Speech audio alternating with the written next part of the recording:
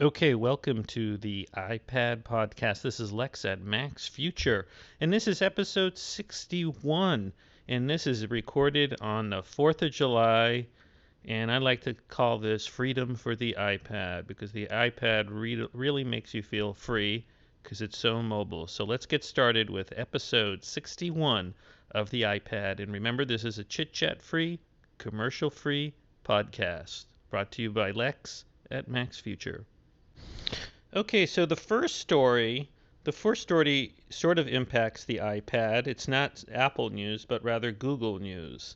And unless you were sort of not following social media, you wouldn't be aware of this. But Google this week announced a whole new project, whole new web apps that could have an impact on Apple and the iPad as well as other competitors of Google, such as Facebook.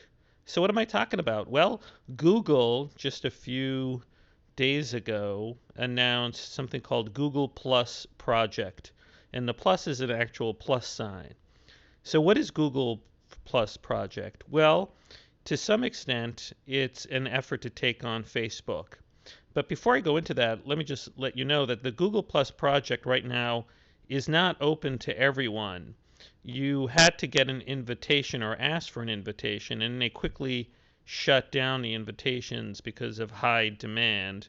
And then one way to get an invitation is if somebody already in Google Plus then emailed you like a message or sent you a message through Google Plus using your email, then you'd get an email invitation from Google to join. But even that isn't working so well because of the high demand. So right now it's sort of like an exclusive club, and I managed to get in because I basically, for days I couldn't get into Google Plus. But what I did is I looked around the web and I started emailing on Twitter, direct messaging on Twitter, or emailing people who were already in, who I didn't even know. And the kindness of a stranger let me in, and because of the kindness of that stranger, I Max Future am now in Google Plus. So, what exactly is Google Plus? Well, Google Plus is actually it's a whole bunch of different applications, and one general application is Google Plus gives you something known as a stream, and you can follow people like on Facebook, or they can follow you. And so it's a lot like Facebook, the interface, but it's more powerful than Facebook because it makes it really easy to create subgroups.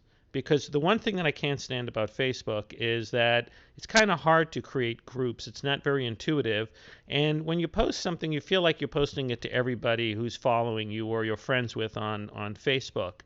And I kind of don't like that because I don't have a lot in my personal life. I have what, like 120 friends, family, and acquaintances, and they're all in different degrees. So Google Plus basically is this web-based service, and obviously it's going to come to Android, and they say they're going to have an iPhone app, but they have different things. So at the basic is this Google Plus, you have a stream, but you can create circles. And the way circles work is you can quickly add people and create different circles. And really circles are like groups, but all you can do on the web is you can just drag and drop people into the circles that you want. Now they also have other things like Huddle. And Huddle allows you to do a video chat through the browser with up to 10 people. And you can also share content with them, like a YouTube video, and you can all watch the same YouTube video together through the browser through Huddle. So that's like an attack not only on Facebook, but that's an attack on Skype and also an attack on FaceTime. Because right now we have FaceTime on the iPad and we have FaceTime on the iPhone, but the FaceTime only works over Wi-Fi and it only works to iOS devices. And Apple said they would open up FaceTime to other people who want to make applications that work with it, but right now it doesn't. And Apple made that promise like a year ago. So you have Huddle, and then you have things like messaging, and you know, now I'll tell you right now, my Google Plus account, the only thing that works on my iPad is the ability to see my Google Plus account and do things like see the stream of the people who I'm following and the people who are following me, and also the circles that I have, and send them messages, and also see my profile and notifications. There's also something called Photo, where I can see photos from my circles.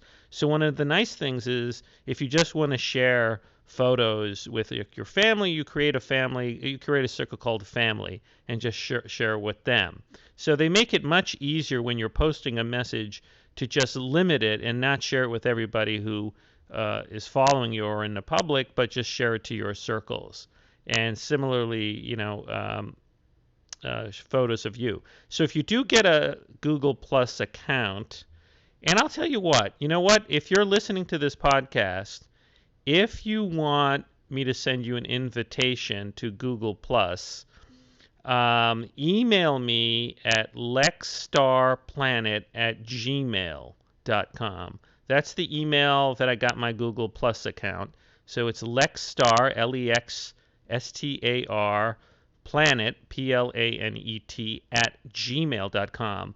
Now, the thing is, you'll get an invitation for me to join Google Plus, but it might not work right away. But over time, you'll be able to get in. So if you're listening to me, you send me an email. I'll try to invite you into Google Plus. But here's the thing. So right now on the iPad, you can log in through the Safari browser and see your stuff, and you can create posts and emails, but you can't, well, I guess you can drag people to your circles that you've created. Like one of the things that you can do is you can look for people, and then you can view suggested people. Like Google Plus will suggest people to you. So for example, the famous internet guy, Robert Scoble, he's at the top of the suggested people. So in Google Plus, in your account, under suggested people, there's like a circle that says add, and a window pops up in the iPad that says choose the circles. Now the default circles are friends, following, family, acquaintances. And I created one called invites, for people I invite. So I'm going to put this under following. Robert Scoble is somebody I'm following. So now he is under the following. But one of the things that's limited in the iPad version of Google Plus is the ability. I don't think you can create circles yourself very quickly. It's not easy to do. So let's see. I don't think you can really do it. You can, if I go to, oh no, you can create. In the iPad, you can create a circle. So I'm going to create a circle, and I'm going to call it iPad Podcast Friends. So here we go. Enter your new circle name. I'm going to call it iPad Podcast Listeners. How about that? Listeners. And the value of that is when you send me an email asking to join, I'll ask you to join my iPad Podcast Listeners circle. And that way, people who listen to me, I can send them messages through Google Plus if you join. So anyway, so here's my initial thoughts. I mean, I think it's kind of cool. I kind of like it better than Facebook, because just the pure Facebook aspect of it, the social networking part of it, seems better than what Facebook has. Because with Facebook, I don't really trust the privacy settings. And here the default are, it makes it really easy for you when you post something, a photo or a message, to really just target a circle, all your circles, a particular circles, more than one circle, or just the whole public. And so it's a blend between Twitter, where everything's pretty much always public, and Facebook, where you're not sure if just your friends are seeing it or if you click the right setting. So I think it's going to put a lot of pressure on Facebook and some competition for Twitter. I wouldn't be surprised if at some point, honestly, Apple Apple should buy Twitter because in the iOS 5, Twitter is baked into iOS 5. So on the iPad, the Twitter is going to be in the settings as a default account if you want to set up, and everything's going to be able to share with Twitter. But clearly, social media is going to be a big part of the internet, and it's going to be a big part of the iPad and iPhone. So for the iPad, Apple's now under pressure with this Google Plus to improve its own social social networking that it has on the iOS devices and the iPad. So for the iPad right now, we have Game Center, and Apple in iOS 5 is going to spruce up Game Center and make it more useful. Now I don't play a lot of games, but when I play some games like Real Racing HD, I log in through my Game Center account, and I guess my stats are in there. And I could see kids using Game Center more, but Apple needs to have a unified social network because right now, if you think about it, Apple is endorsing like multiple social networks that either it owns or has a deep relationship with. For example, Apple has Ping. Now, I signed up for Ping like about a year ago, and that's that social network in iTunes, and hardly anybody uses it, and I hardly ever use it. And Apple now has made a deal with Twitter. So Twitter is sort of like an Apple network now, but it's not. And Apple sort of has social networking with Game Center. Well, don't you want to have a unified experience? Apple should actually copy what Google Plus did, because what you could do is Apple could have something similar to Circles and make it easier to share stuff. Like you might want to share stuff with your Game Center circle, or you just might want to share stuff with your Twitter circle, or you might want to have sub circles that are in Game Center, are in Twitter, and are in Ping. So really, Apple needs to have a unified social network because see, I could see Google Plus being an enticement for people to join Android devices. Now, Google says that Google Plus is going to be available in an app on the iPhone and iPad. And the things that it has that are not currently available through the browser on the iPad are going to be important. Like I mentioned, Google has this thing Huddle, and Huddle looks like FaceTime on steroids. That's how people describe it. Because right now with FaceTime, you're limited to over Wi-Fi, and you can't do conferencing. And now maybe Apple purposely does that because Apple wants to have a good experience. And maybe once you start doing 10-person conferencing, you could have people drop out. But the people who have used the Huddle 10-person conferencing on Google Plus say that it works really well. So, we'll have to see. Okay, so the other big thing that happened this week on June 30th, a deadline was met, and that was the deadline that Apple set for anybody, delivering apps through the App Store to conform to Apple's new subscription policy. Now, if you remember several months ago when Apple announced its new subscription policy, it basically said that Apple was going to take a cut of 30% of any sales or subscriptions sold through an app. And Apple was saying that if there was any subscriptions offered through an app on an iOS device like the iPad, the provider had to make that subscription no more expensive than if you signed up for that subscription outside the app through the web. Like, let's say the New York Times allows you to sign up for a digital subscription through the web, and then it's delivered through their newspaper.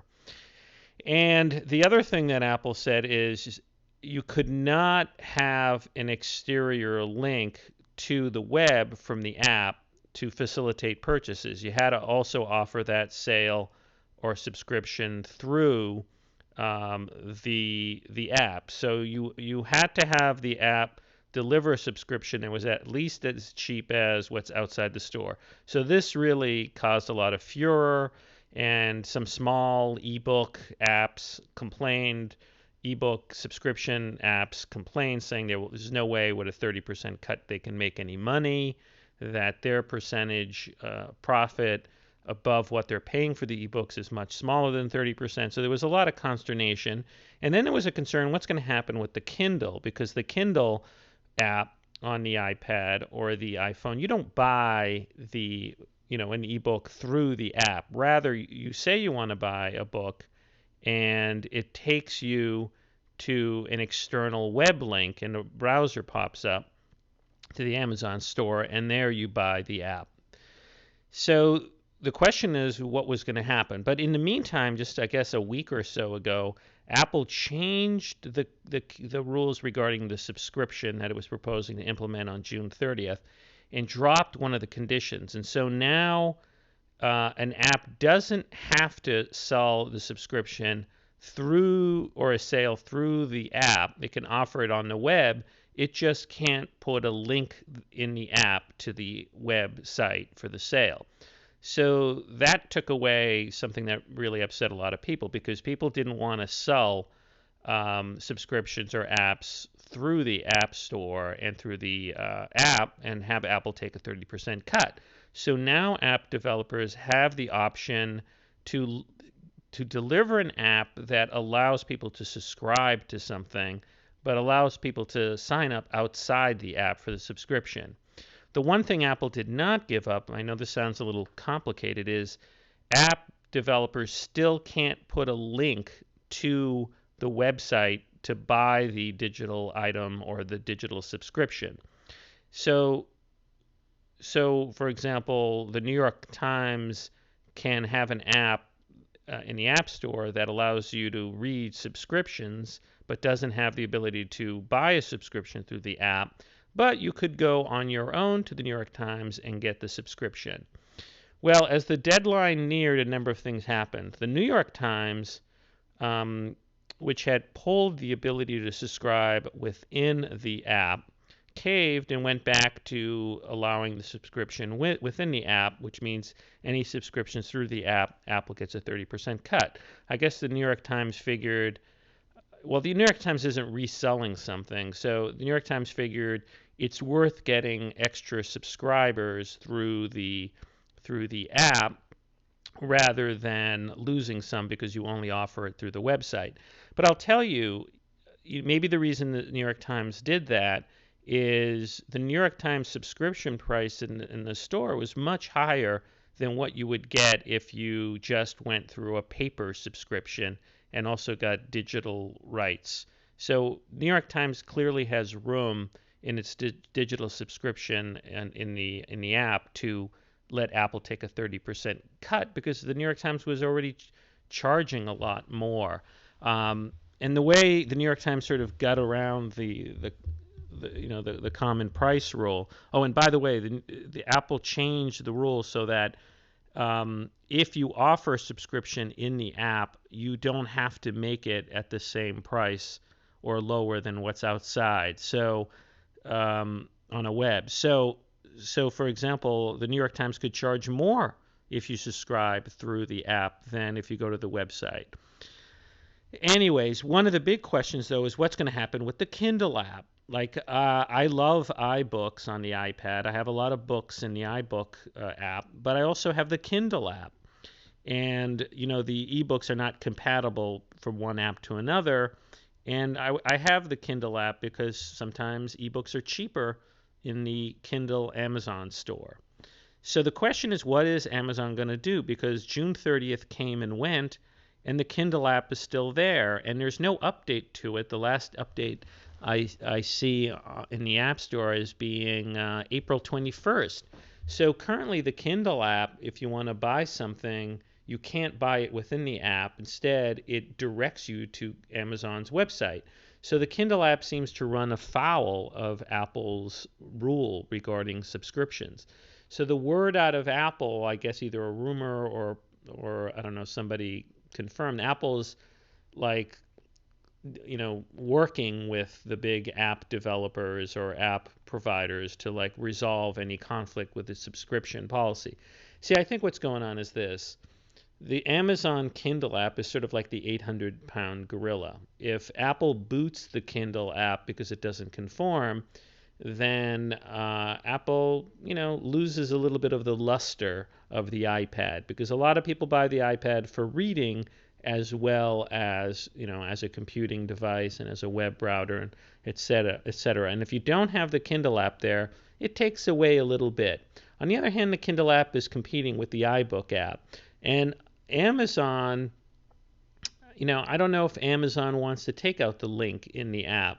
Amazon maybe just will drop the Kindle app altogether. So it's a game of chicken between Apple and Amazon. And I'm very curious to see how this plays out, because I think it's very possible in the coming weeks that we don't have any, new Kindle app update, and that the Kindle app is actually pulled from the App Store. That, or Amazon's going to conform to the policy, and you'll just have to go on your own to a website to buy an ebook and then have it delivered to your Kindle app.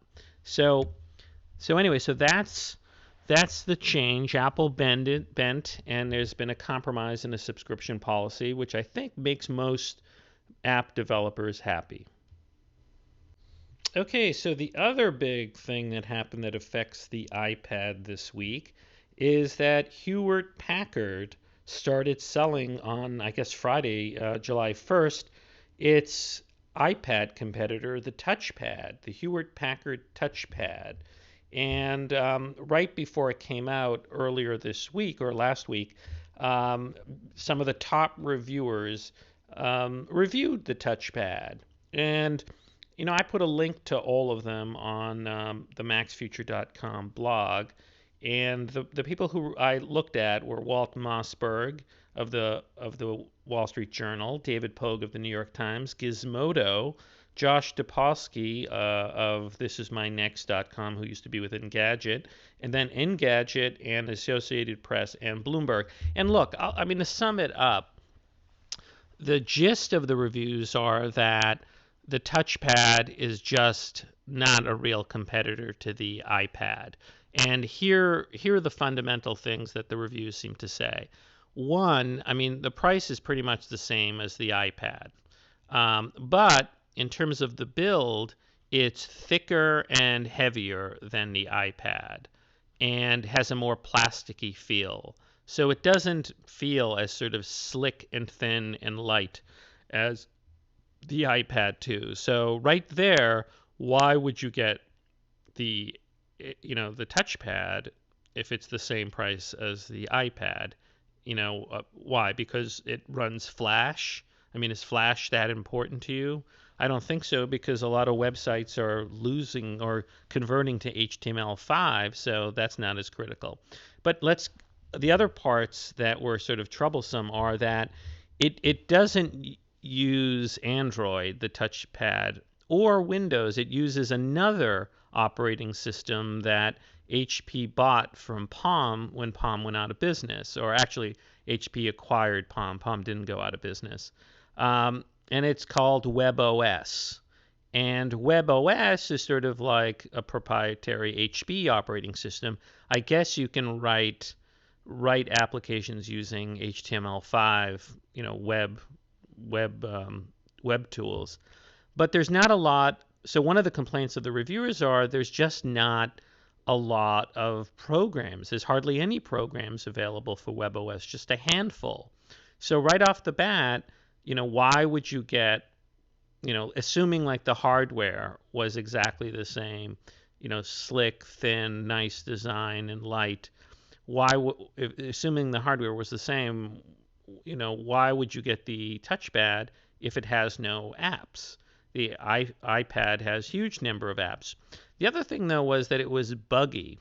It uses the WebOS is just not as quick and slick as the interface of the iPad and the iPad 2. And so those are the three things that are the takeaways, that it seems like it's competing with last year's iPad, and even there it doesn't reach it. But I got to tell you, we shouldn't take for granted how good the iPad 2 is and how responsive this touch technology is. Because this week I was in a Barnes and Noble store, and Barnes and Noble is now selling the Nook Color, which is a 7-inch tablet for reading that is competing with the Kindle. And unlike the Kindle, it has touch capability. And I was playing around with it, and basically the touch technology is different. It uses infrared sensors over the surface of the Nook Color to sense your fingers. But I'll tell you, like the ability to do touch controls is really hard, because I was playing with the Nook Color, and when you touch things and move things around, it's not as responsive. It's kind of buggy compared to how smooth the touch capabilities are on the iPad. And you really take it for granted on the iPad what work Apple did, because it's almost like you forget that you're actually doing this sort of artificial thing of electronically touching something. On the iPad, you actually feel like you're moving things around in real life. Like when you're moving a window around or something on the iPad, it feels in your mind like you're dealing with a real thing.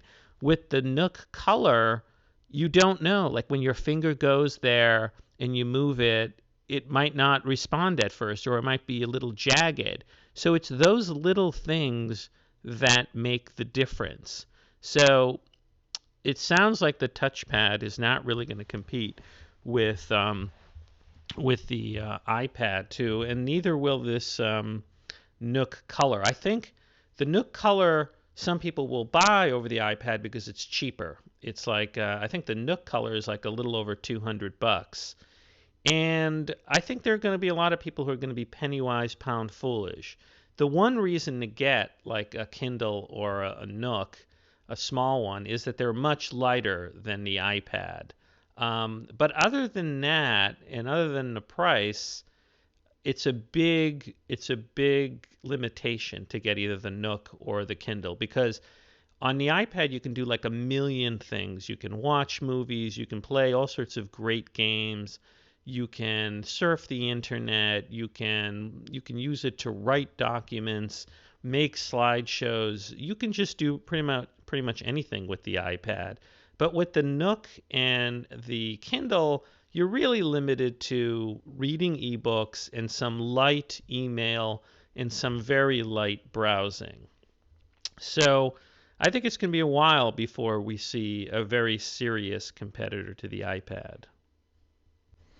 Okay, so one of the coolest things that I've seen on the web regarding the iPad and what the future of the iPad could be a video that I saw on 9 to 5 Mac, I guess today, the 4th of July. And that is something that some hackers did using Microsoft Kinect and together with the iPad. Now remember, what is the Kinect? Well, the Kinect is something that Microsoft's been selling with the Xbox, which allows the Xbox to see like your movements. It uses camera technology, other sensor technology, and so unlike the Wii, where you have to use some sort of device to move around and hit things, you can just sort of dance around, wave your arms, and the Kinect will sense you in a limited space in front of your TV, and you can then control games on the Xbox.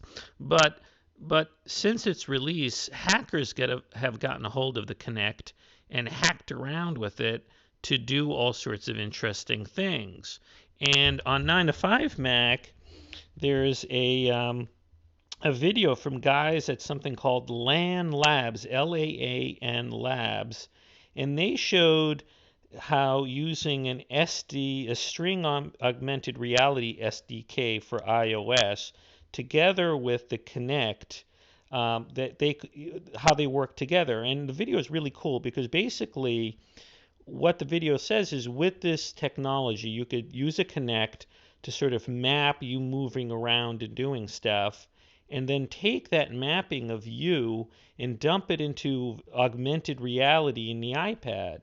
So in the video, this guy's holding an iPad over a wooden desk, and so you see it's like you're looking through the iPad at the wooden desk, but instead of the emptiness of the wooden desk, there's like a little guy, a person who was mapped on Connect 3D talking as if he's standing on the little desk. So with this technology, they're saying you could use the Connect to like make a little recording of you and then drop you into a virtual iPad birthday card where like your little you is sort of green screened onto some virtual reality like background. It's hard for me to describe this. You should check out the site. I'll have links on this podcast post to the 9 to 5 Mac story that has the video link on YouTube. But it's very cool, and it shows what people are doing, pushing the outer edge of technology with augmented reality on the iPad and other devices like the Kinect. So it excites me because who knows what we're going to see in the future regarding the iPad and such technology. Very cool. Okay, so in prior episodes of the podcast, I mentioned a new product that's coming out that could expand your storage ability on the iPad. And that is basically these external mobile hard drives made by Seagate and other providers that are going to have Wi-Fi NAS built in. And that means the ability to create a Wi-Fi network from the portable hard drive. And then the theory is that you would be able to have additional storage through Wi-Fi from your iPad to this external hardware. But the initial reviews of the first such product, Seagate's GoFlex Satellite 500 gigabyte YNAS, are not very good. 9 to 5 Mac, Seth Weinberg on July 3rd had a review, and he says, unfortunately, pulling the data down to your iDevice when you are on the go, especially high quality video, can be an expensive burden on your wireless data plan. And then he goes on in reviewing, and he basically says the device comes with some sync software, but don't bother. It doesn't do photos or big movies, and had problems with multiple copies of the same media getting synced. So he basically makes it sound like kind of buggy, and like it had difficulty joining the Wi-Fi connection, and that there were lots of problems with it. So here's his conclusion. He says the Seagate GoFlex satellite isn't for everyone. It is a bit unwieldy to upload and view, listen to your files, especially for those used to the native iOS interface. But for those who can handle the nuances mentioned above, this is a great way to save money on your data charges and take 500 gigabyte video anywhere in the world. After testing it for past few weeks, I think there is something here for techie people like me, but it's probably not for the garden variety Apple user. Hopefully Seagate sees fit to throw some firmware updates our way. So, it's kind of like a mixed review. So if you're really a hardcore techie and can deal with, some bugginess in sort of using it, you should get it. But frankly, I'm going to wait because I want to see if Seagate does improve the performance of its app with this device through firmware updates. But also I want to see if competitors come out with better ones. And frankly, this is only going to really work well if Apple comes out with its own proprietary external hard drive that supplements storage on the iPad. Because Apple, right now what Seagate's doing, it's you have to access the content through a Seagate app. And so that means you would play the video through a Seagate app. You would access content that way. And if Apple did its own proprietary external hard drive that connected through Wi-Fi.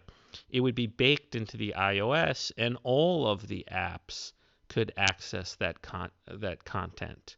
So I think, if there's a real demand for this sort of external storage, Apple will come out with it. But remember, Apple now has this whole iCloud service that's going to come out as part of iOS 5. And so a lot of your content is going to be stored in the internet. Now, that is a challenge, because if your service provider like AT&T limits you to 2 gigabytes per month, you're not going to want to stream a lot from the internet.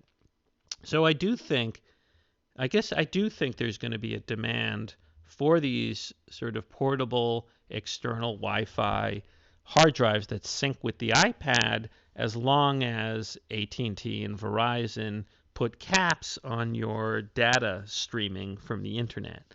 But my hope is that it really does get better, because this initial review from 9 to 5 Mac wasn't too positive. Okay, if in terms of new apps that have come out on the app, one app that has caught my attention, and actually came to my attention, I have to give credit to Cult of Mac, is a new app from Yamaha, who made famous synthesizers, called Tenori On for the iPad. Now, now this musical app, which costs $19.95, is part of a trend by the companies that made synthesizers and other electronic devices to play music, to sort of recreate those hardware devices in software version on the iPad. Now, the most famous one up till now is the Korg. Korg company came out with the Korg app, which is pretty cool. So what this app, which costs $19.95, is called TNR-I-US by Yamaha. And basically, if you're familiar with the hardware, then you know what this is, because this apparently is a faithful recreation of this hardware device. But the hardware device is essentially a 16 by 16 grid of buttons. And basically, the buttons are controllers, and you can lay sounds on these buttons, and you can combine rhythms and melodies to produce music. And so basically, it can produce 16 types of sounds at the same time, 16 layers, and it can remember up to 16 song patterns produced using these sounds. And so it's basically this software version on the iPad is trying to recreate sort of historical sounds that the hardware version of the Tenori produced, years ago. I guess Depeche Mode used this device. So, look, if you're into sort of vintage musical electronic instruments, and you're seriously into the music, then $20 isn't a lot of money, and it's worth picking up. I mean, I could see this being particularly useful if you're going to form an iPad-only band. And I think some people are forming iPad-only bands, because there's enough devices between GarageBand, which gives you a whole bunch of different instruments, and then all these like synthesizer apps that have come out, and these sort of crazy music apps. You could see, maybe a band of 3 or 4 people, each with their own iPad, playing different instruments together, and syncing them together. It sounds a little gimmicky. I could see, frankly, someone taking the iPad and building a special case for it to mimic like a guitar. And you'd put the iPad in the middle, because there is this great guitar app in GarageBand, and you could create like a sort of virtual guitar by make it look like a real guitar, but just in the flat part of the guitar, put the iPad. So anyways, if you're into electronic music, and $20 is not a lot for you, you might want to check out this new Tenori app. Okay, another app that I've been playing around with that I can suggest to people is the Tango app. And what Tango is, it's sort of like a competitor to FaceTime, in that it's a video calling chat chat app. The one advantage that Tango has over FaceTime is that it actually has two advantages. One, Tango works on iPhones and iPads that have 3G connection and Wi-Fi, and they work over 3G. Currently, FaceTime only works over Wi-Fi, so you can make Tango video calls over 3G, and you can make them to anybody else who has the Tango app. And the Tango app, which is free, also works on Android devices. So you can make a Tango video call to anybody on an iOS device, but you can also make it to anyone on an Android device. Now, I've only tested it on the iPad too, so you can't. I'm not sure if it works on the first iPad, but it's free. And on the phone, it's particularly good because your ID, just like FaceTime, is your phone number. So it will look through your contacts if you want to and let you know who else has the Tango app. So it's very kind of smooth and seamless. It just quickly knows based on your contacts who else has downloaded Tango, because you can only call anybody else who has a Tango. But it makes it easy to send to people an email saying, please download the Tango app. So again, here we have another way to make video calls. It should be interesting to see what happens this week, because the big rumor is that Facebook has made a deal with Skype, and that Skype will be built into Facebook. And we all know that Facebook is coming out with an iPad app, and I wonder if the Facebook iPad app will have video conferencing in. See, right now we're just seeing a complete, huge competition between companies like Apple, Twitter, Facebook, Google, Microsoft. Because remember, Microsoft bought Skype, and Skype up till now has been the sort of default video chatting client for computers, and I've been using Skype on the iPhone and the iPad, and I like it. But I also like FaceTime, and now we're going to have this Huddle service from Google. This Tango thing looks pretty good, and there's other third-party competitors. So Apple, Apple, I don't know, does Apple really need to pursue FaceTime? I think it does, and I think they need to make FaceTime open source. I really think they want to encourage people to make FaceTime compatible with other devices. Well, certainly computers. I mean, I don't think it makes any sense that the Mac has now FaceTime and iChat. They should get rid of iChat, roll it into FaceTime, and a lot of the things that you can do in iChat you should be able to do in FaceTime, like screen sharing, like attaching documents and stuff like that. I don't understand why the technology is separate. So anyways, check out Tango. Okay, so another app that's free that you should check out is called Show You. And what Show You is, it's sort of like it's a free app, again, a free app that allows you to find videos and save videos to watch later. So basically it works by going through the internet and looking for videos, but it does it in a clever way. One, it has its own sort of recommended list, but it lets you log in through Facebook or Twitter. And then I did it through Twitter. So it knew from the people I follow who were also on Show You. And so their video recommendations, let's say they had a link in Twitter of like some video, well, that would show up in this stream. And so then there's also like a recommended list of hot videos from other Showtime people.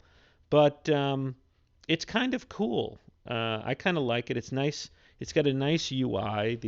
It's all pretty much all these like windows in different sizes with little video previews in there, and you just gives you a little text description. It also tells you where the video came from. For example, I'm looking at a show you window here, and it shows that Twitter, there's a little Twitter symbol, and Mashable recommended a story called Seagull Stole GoPro Camera Owner Interview. Similarly, I see a Twitter recommendation from Andy Natko, Animal House Bluto. Don McAllister has I guess a Twitter recommendation. Actually, no, it's just a show you recommendation of the iPad GarageBand Guitar Jam. So it's kind of cool. Again, it's a free app. You can actually add other other um, other services, like you could log in through Twitter, FaceTime, and other services, and that would give you more recommendations from people you follow. For example, you can, in the settings, connect to YouTube, connect to Vimeo, connect to Tumblr, and connect to VodPod. So in addition to Twitter, so if you connect to all these things, it will go automatically in there, see who you're friends with, who you're following, and make video recommendations. So if you're into net video, web video, this is actually a very handy free tool to watch a lot of free video through this device. So in a way, it's like the what is it, Flipboard?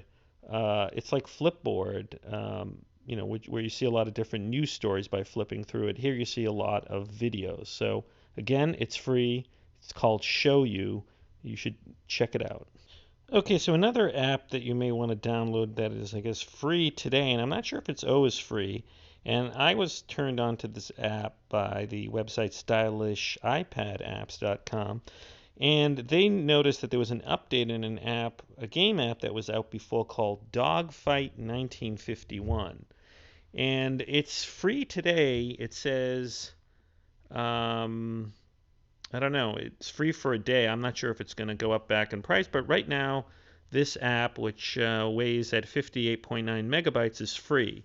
And basically, there was an update on June 29th that I guess solved some startup crash problems in earlier iOS versions and fixed some audio-related issues, so it appears to be in better shape. But basically, it's an aerial dogfight game, circa 1951, and basically, it's got beautiful 3D graphics, and you shoot from top down.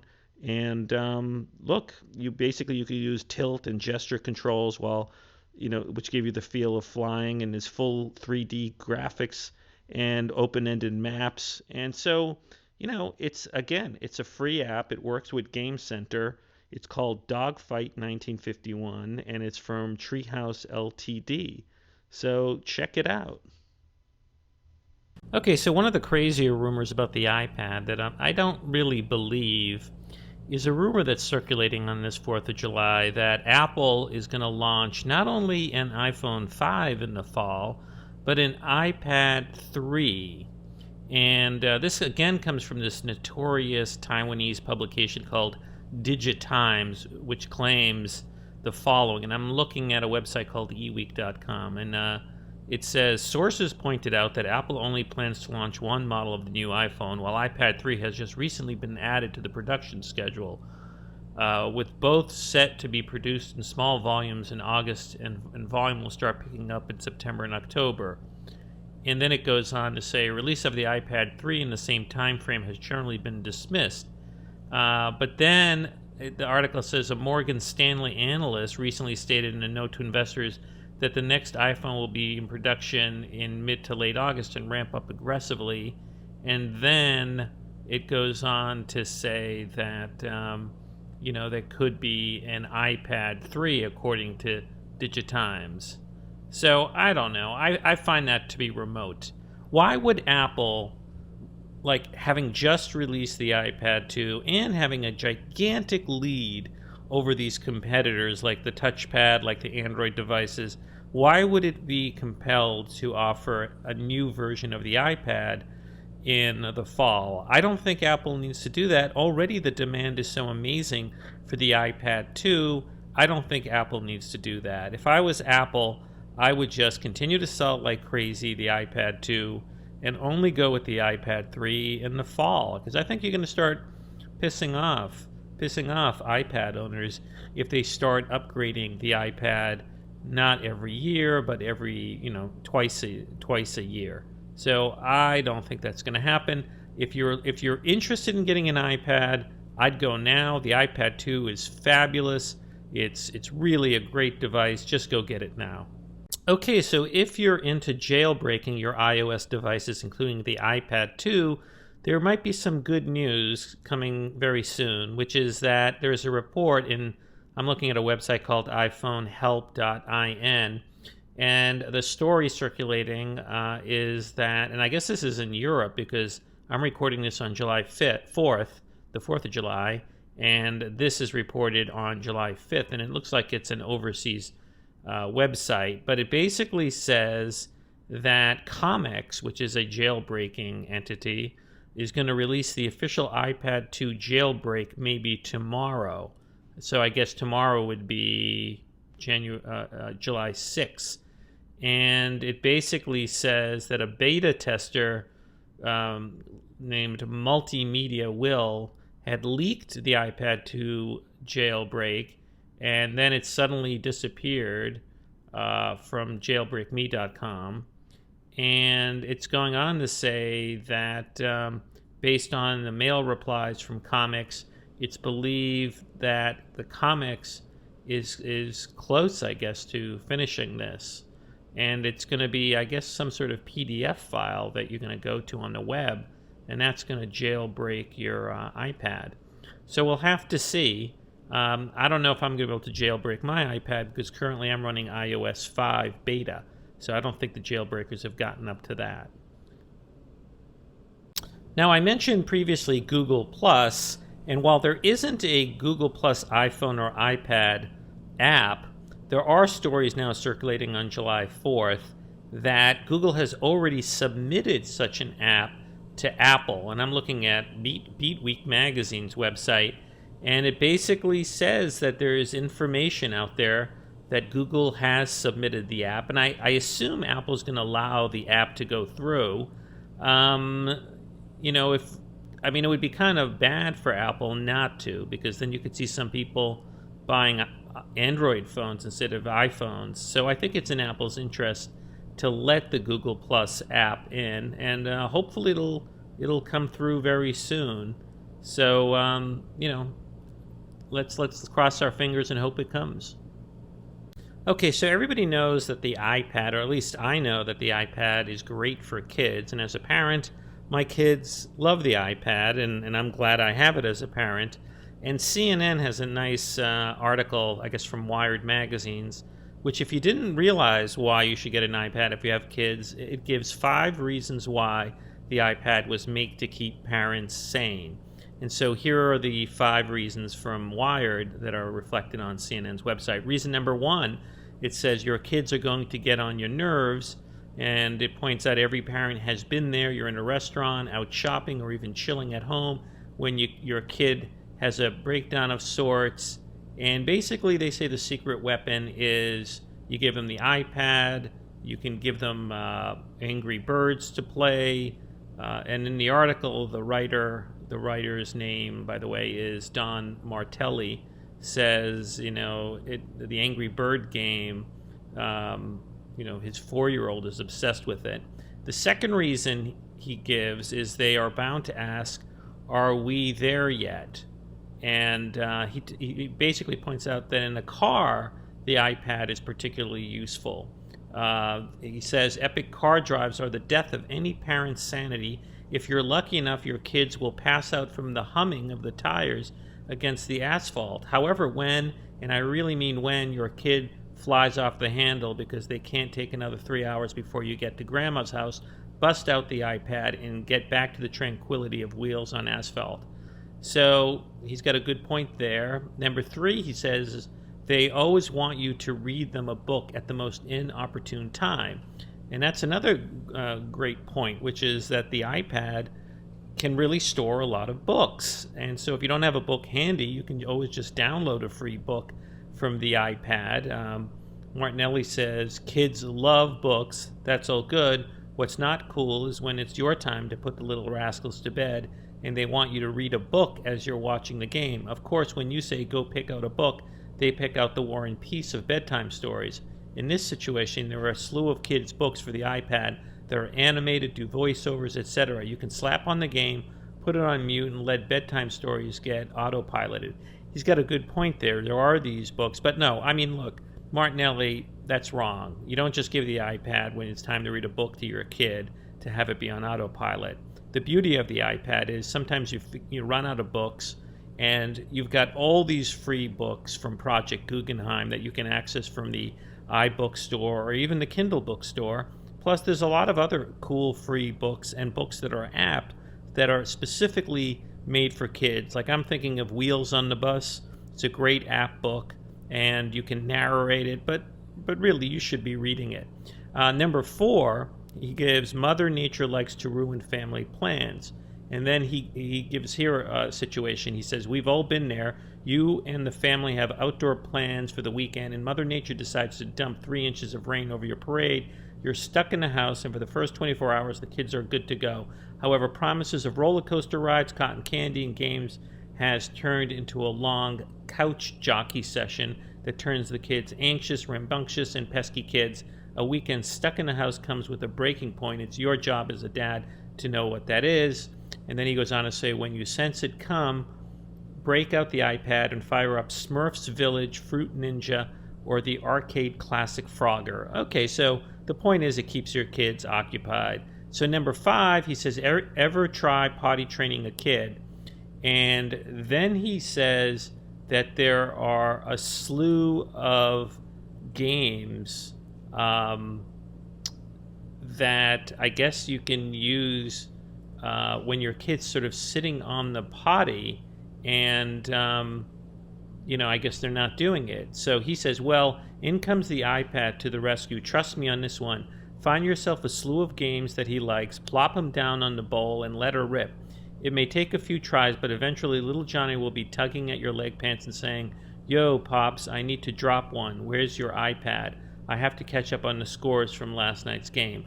So I don't know if I can advise that. I mean, I've had the iPad for a while, I guess a year and a half now, and I've never given the iPad to the kids to use on the potty. So I think his first 2 or 3 reasons are good, but the 5th one's kind of strained.